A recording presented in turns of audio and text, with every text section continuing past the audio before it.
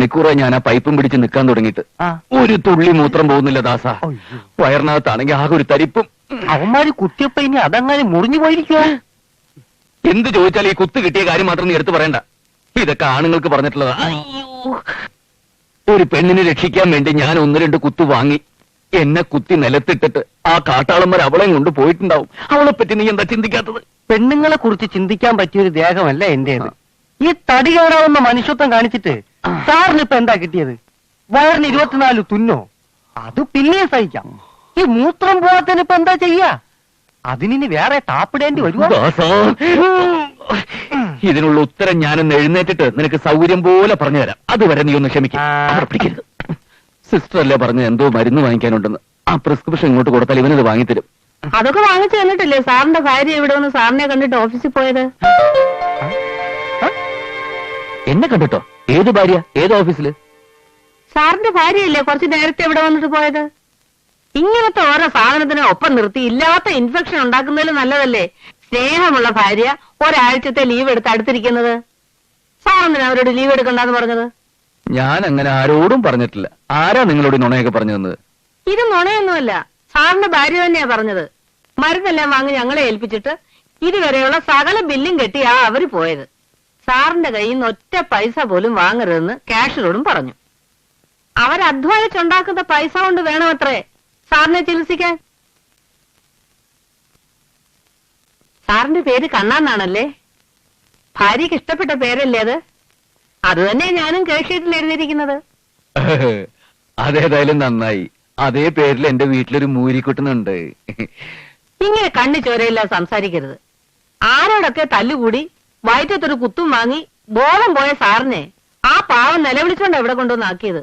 അവര് വരാൻ ഇത്തിരി വൈകിരുന്നെങ്കിൽ ഇനിയും ഒരു സ്വഭാവം കാണിക്കാൻ സാറില്ല. എന്റെ കണ്ടീഷൻ അത്രയും മോശമായിരുന്നോ? ശരിക്കും പറഞ്ഞാൽ ഇവിടെ കൊണ്ടുവരുമ്പോ സാറിന് ജീവൻ ഉണ്ടായിരുന്നില്ല. ഓഫീസിലുള്ള ആൾക്കാരെ മുഴുവൻ കൂട്ടിക്കൊണ്ടുവന്ന് 6 കുപ്പി രക്തമാണ് ആ പാവം സംഘടിപ്പിച്ചു കൊടുത്തത്. അല്ല, സാർ ഇതൊന്നും അറിഞ്ഞിട്ടില്ലേ? ഇല്ല, അപ്പോഴൊന്നും എനിക്ക് ബോധം ഉണ്ടായിരുന്നില്ല.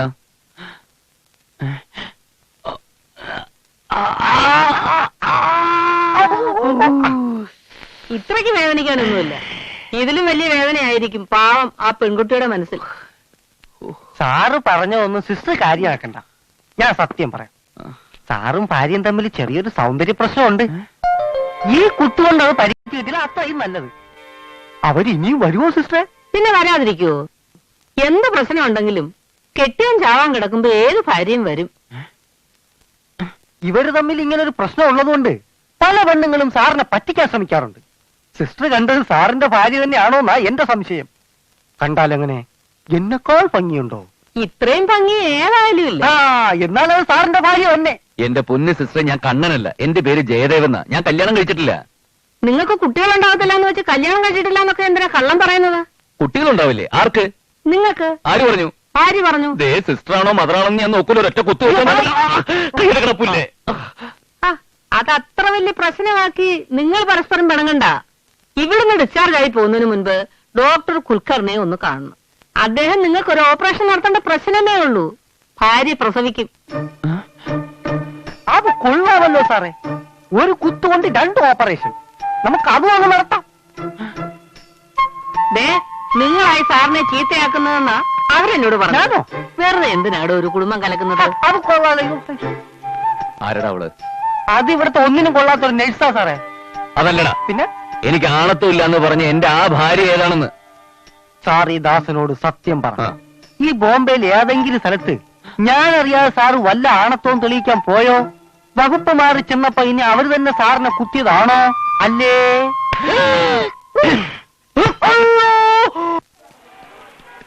പണ്ടാറടങ്ങനെ പാവക്കുട്ടെങ്കിലും കിട്ടിയാൽ മതിയായിരുന്നു. തലവര് പറയുന്നതിലും കാര്യമുണ്ട്. ഈ നമ്മുടെ ചോറ. നമ്മൾ ആ പെണ്ണിനെ തപ്പി നടക്കാൻ തുടങ്ങിയിട്ട് എത്ര ദിവസമായി? ഏതായാലും ഈ ജുഹു ബീച്ചിൽ അവൾ വരാതിരിക്കില്ല. അതവളല്ലേ? അതെ അതെ, വട്ടം പിടിച്ചോളാം.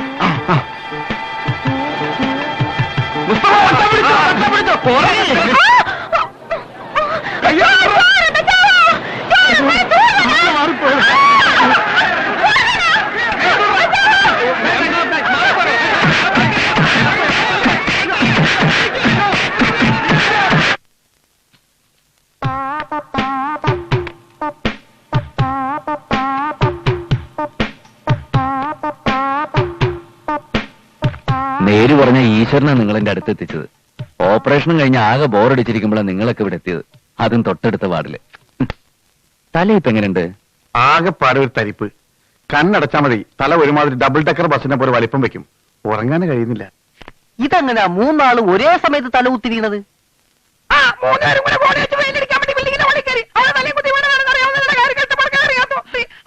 സൗണ്ട് ബോക്സ് പോയെന്നാ തോന്നുന്നത്. പാവം. ഇവൻ പറയുന്നതേ ഞങ്ങൾ മൂന്നുപേരും കൂടി ഒരു ബിൽഡിങ്ങിന്റെ മുകളിൽ പെയിന്റ് അടിക്കാൻ കയറിയപ്പോ കാലുപഴുതി വീണതാ. ഇവരെന്താ സാറേ പറയണത്? എന്ത് പറയാനടാ ദാസ, നമ്മള് മലയാളികൾ നാട്ടിൽ നിന്ന് കുറ്റിയും പറിച്ച് ബോംബെയിൽ വന്ന് ഓരോ പണികൾ ചെയ്ത് കഷ്ടപ്പെടുന്നു. ഇതാ കണ്ടില്ലേ, ഈ പാവങ്ങൾ ഏതോ ബിൽഡിങ്ങിന്റെ മുകളിൽ നിന്ന് വീണ് തല മൂന്നും ഫ്യൂസായി. നാട്ടിലുള്ളവർ ഇതുവല്ല അറിയുന്നുണ്ടോ? ഒക്കെ വിധി. ഇതാ പിടി റാണി. കണ്ണാ, ഓപ്പറേഷൻ ചെയ്തിട്ട് വേദനയായോ കണ്ണാ?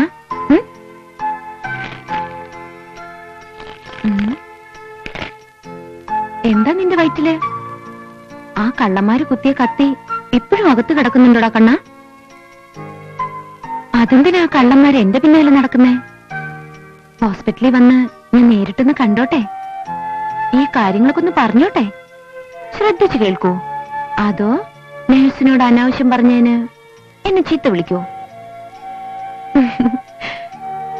എന്താ കണ്ണന്റെ ശരിക്കുള്ള പേര്? കണ്ണന്റെ ഒരു പെട്ടി എന്റെ അടുത്തുണ്ട്, അത് ഞാനൊന്ന് തുറന്നോട്ടെ.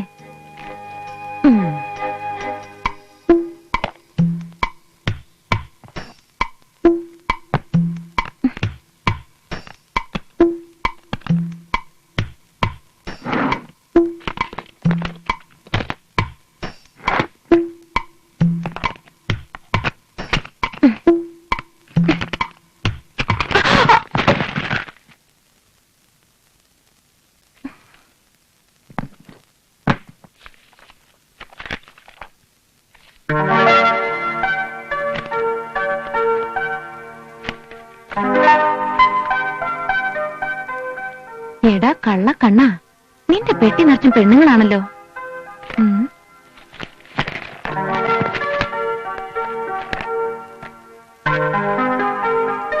പേരുമില്ല അഡ്രസ്സും ഇല്ല. ഇത് തനി കള്ളക്കണ്ണൻ തന്നെ. ഇവക്കൊക്കെ എന്നെക്കാളും ഭംഗിയുണ്ട്.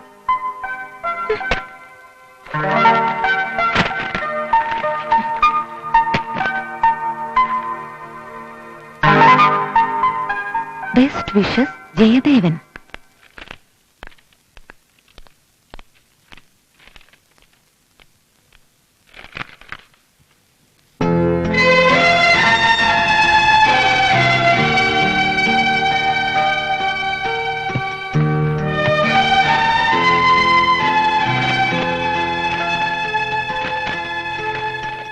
എന്റെ പ്രിയപ്പെട്ട കണ്ണന്, ഹോസ്പിറ്റലിലെ നഴ്സ് ഇതിനകം നിങ്ങൾക്ക് അനാവശ്യമായ ഒരു ഭാര്യയെ തന്നിരിക്കും.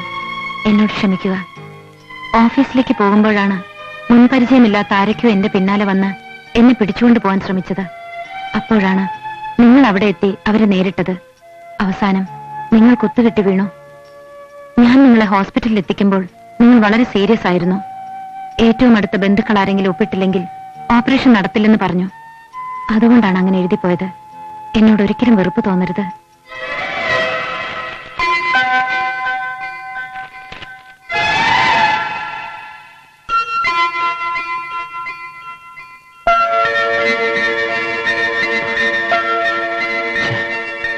ഭാര്യയെ കാണാനാണോ സാറേ കിടന്ന് ഓടുന്നത്?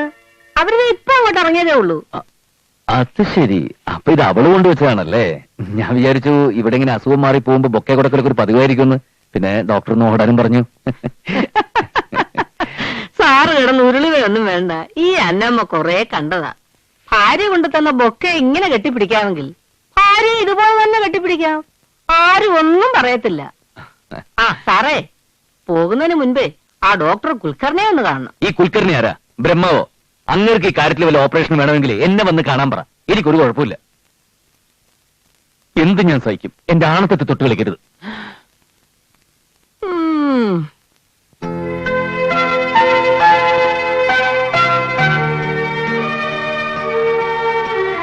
ആ സകല ബില്ലും സാറിന്റെ ഭാര്യയെ കെട്ടിക്കഴിഞ്ഞിരിക്കുന്നു. ഇനി ഇവിടെ നിന്ന് പോകാനൊരു ആംബുലൻസും കൂടി അവർ സംഘടിപ്പിച്ചു തന്നാൽ ഭംഗിയായി. ആരാണ് സാറേ സാറിന്റെ ഇത്രയും സ്നേഹമുള്ള ആ ഭാര്യ? ഈ പൂക്കളാണ് സത്യം. എനിക്കും ഇപ്പൊ അവളെ കാണുന്നുണ്ട്. അതവളാടാ. ഏതവള്? ആരെ രക്ഷിക്കാൻ വേണ്ടി വയറിനിട്ട് ഞാൻ കുത്തുവാങ്ങിയോ അവളാണ് ഇതൊക്കെ ചെയ്തത്. കുത്തുകൊണ്ട് ബോധം പോയി എന്നെ രക്ഷിച്ചതും മറഞ്ഞു നിന്ന് സഹായിച്ചതും ഒക്കെ അവളാ. നേര് പറയാലോ, ഇപ്പോ മനസ്സിന് വല്ലാത്ത സന്തോഷം തോന്നുന്നു. അവളീ കളി കളിച്ചില്ലല്ല, അവള് രക്ഷപ്പെട്ടു എന്നറിഞ്ഞല്ലോ, അത് തന്നെ വലിയ സമാധാനായി. ഇതും അവര് കൊണ്ട് വെച്ചതാ? ഇത് മാത്രമല്ല, ദാ എന്റെ ബ്രീഫ് കേസും തിരിച്ചു കിട്ടി. പക്ഷെ അവളൊന്ന് കാണാൻ കഴിഞ്ഞില്ലല്ലോ, അതിനു മുമ്പ് അവള് പൊക്കളഞ്ഞു. നീ എന്നോട് ആലോചിക്കുന്നു? അല്ല, ഞാൻ ആലോചിക്കുകയായിരുന്നു. പടച്ചോൻ കാണിച്ചു തരുന്ന ഓരോ വഴികളെ സാറിന് കാണിച്ചു തരുന്ന ഈ വഴി കണ്ട് നാളെ രണ്ടും കൽപ്പിച്ച് ഞാനും ഏതെങ്കിലും ഒരു പെണ്ണിനെ രക്ഷിച്ചു നോക്കിയ അവള് വലിയ പണക്കാരിയായിരിക്കും. എനിക്കിതുപോലെ ബൊക്കയും കത്തുവും തന്നില്ലെങ്കിലും എന്തെങ്കിലും അറിഞ്ഞ് സഹായിച്ചാ മതിയായിരുന്നു. എന്റെ കുടുംബം രക്ഷപ്പെട്ടേനെ. സാറിന് വിഷമമുണ്ടല്ലേ? സാരമില്ല, ഇതിപ്പോ ചുരുക്കി പറഞ്ഞാൽ നിശ്ചയം കഴിഞ്ഞ പോലായി. ഇനി താലികെട്ടേ ബാക്കിയുള്ളൂ. നമുക്കവളെ തപ്പാം. ഈ ബോംബെയിൽ അവൾ എവിടെ പോയി തപ്പാനാ? എനിക്ക് അവളുടെ ഒരു കാര്യം അറിഞ്ഞൂടാ.